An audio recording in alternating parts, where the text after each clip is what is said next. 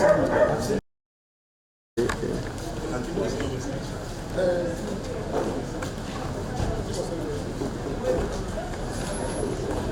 name is Udenwa, former governor of Imo State. Do you remember Chief Dokpesi? Well, the death of Chief is a big shock to all of us. He was such a nice man.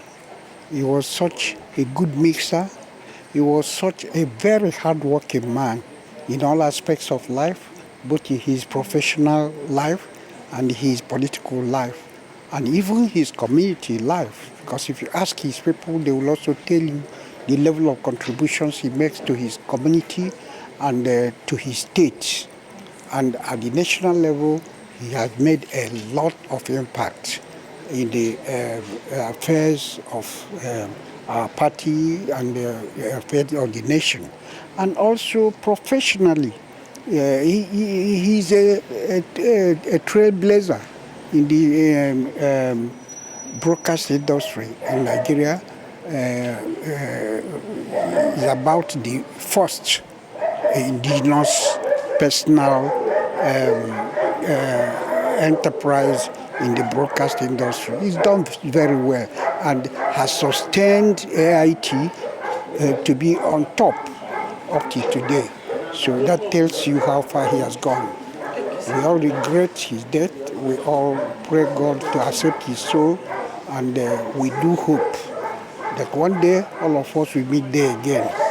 Thank you. Politically and as a media magnate.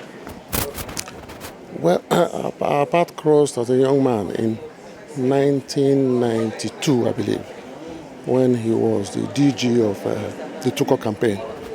I never met him before. I used to hear of Raymond Dokpesi, but I never met him personally until politically we met. An incident happened in Asaba. Without knowing him, he stood firmly behind me because we were working together for the Tuko campaign. That's the kind of man he was. It doesn't have to know you.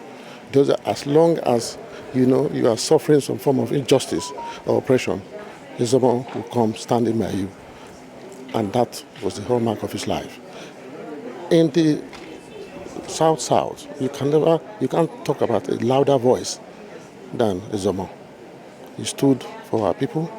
He worked for our people. He wanted the best for our people. He did that till he drew his last breath. In fact, when I heard yesterday that he died, I was shocked. Because last time I was here was just before the election. I came here. We had a meeting here. Wasn't sick. I never heard of anything that was wrong with him. So to hear that he just passed on was really, really a big shock for me. And I hope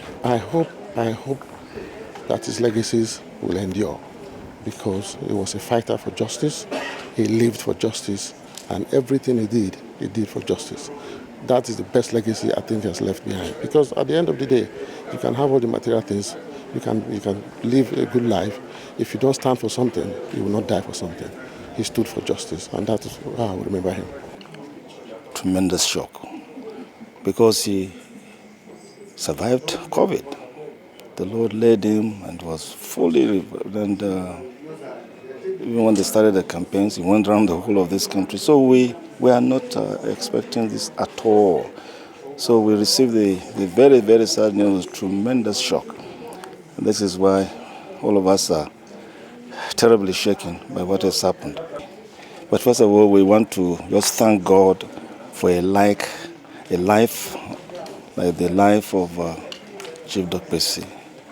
He lived a life of love and compassion, a life of service to God and humanity, a life of great impact. He's someone who takes friends very seriously.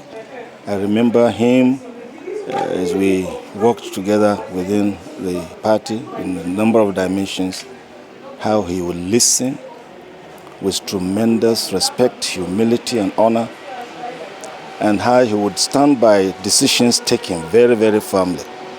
He was a person of integrity, consistently good. He would never ever allow a decision that had been collectively taken to be thrown unattended. Tremendous, very reliable, very dependable, very, very good. In fact, it's a huge loss to the entire nation. As I said in that word, it's a loss to Africa.